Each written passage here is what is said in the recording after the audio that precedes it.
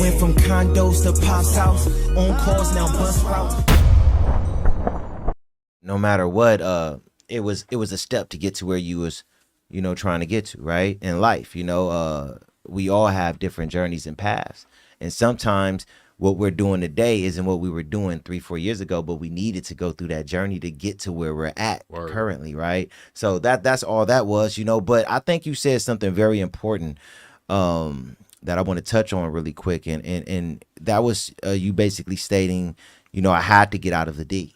I had to see something different. And I think that was a grown man move, because a lot of times what we have to understand is that once we as men turn 18, like we're not looked at as little boys anymore. Right. We have to go out there and figure things out now as men. Even if you come from single mothers and know your mother love you, your mother even looking at you like, so what you gonna do?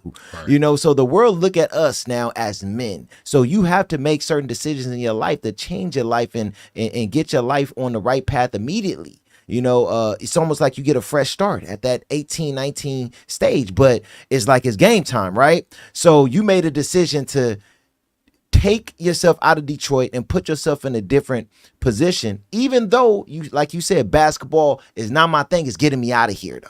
Right. It's getting me out of here. So now I can get to the next place in life. So, I think you made an amazing decision for yourself in your life at that time.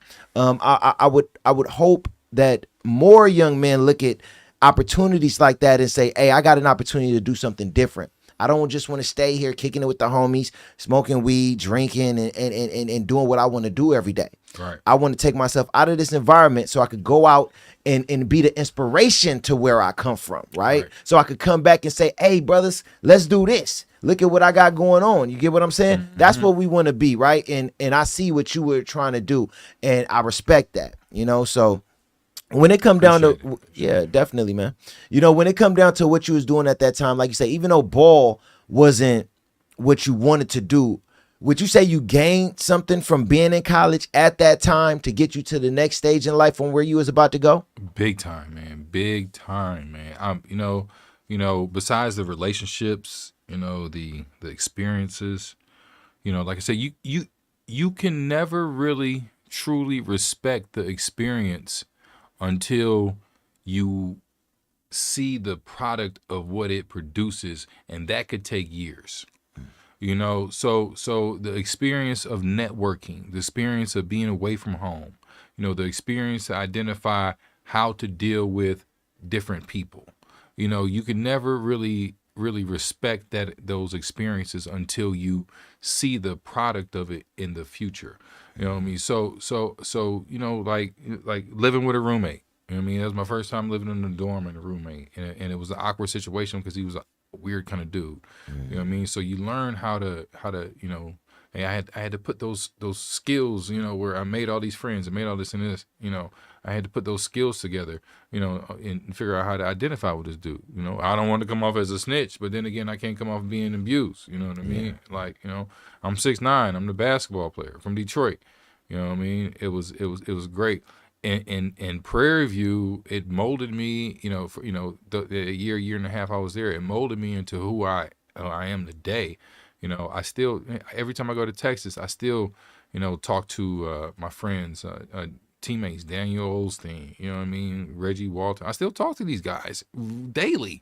You know what I mean? Like it's great. They're friends. They're really friends who can really, you know what? It's hard to say that, I know this dude for 20 years. Yeah. You know what I'm saying? Like, he's been straight up for 20 years. You know what I mean? And I sit on the board of their nonprofits. A couple of my friends' nonprofits in basketball, they sit on my board too. You know what I mean? Like, isn't it great when you can count on somebody for 20 years? Oh yeah, definitely. You know what I mean? That's a blessing. Like that, you know what I mean? And then just experience, like I said, it was 1,600 miles away.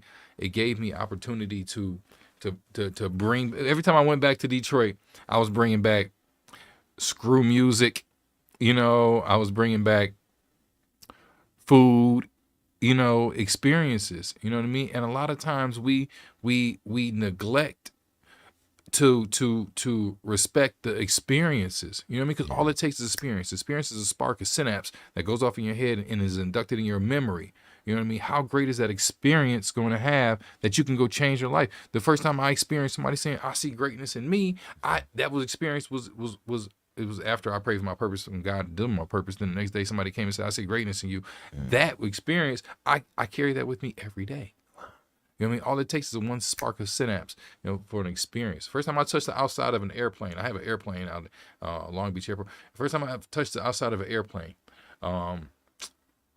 it was an experience, you know what I mean? And that got me involved in aviation. You know what I mean? And so when you experience, you know what I mean? Think of it, in the adverse, your first time experience, the wrong woman, the wrong person, the wrong counterpart. What does that experience do to you?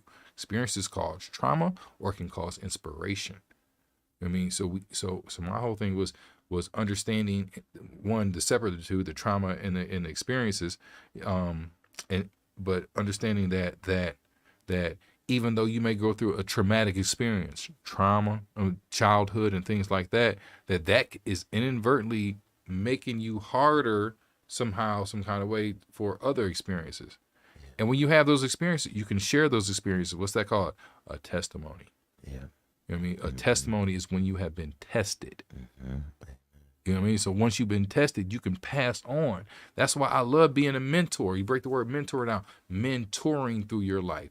You know what I mean? To come and be a tour. You know what I mean? Like Cowboy. You know what I mean? We're mentors in each other's life. You know what I mean? And so we so it's a tour. You know what I mean? You come through. I've got hundreds of mentees. You know what I mean? And I'm a mentee to hundreds of great men. You know what I mean? So and that's what it's about, passing, man. So I love that experience, man. I had so much great basketball. Like I said, it was just the basketball was just the vehicle for me. Yeah. You know what I mean? It was like I said, I was never, even though, like I said, I worked out and did some things, that was just all God putting me there. You know what I mean? I was never the greatest, basketball or anything, but I was the greatest motivator. I had to show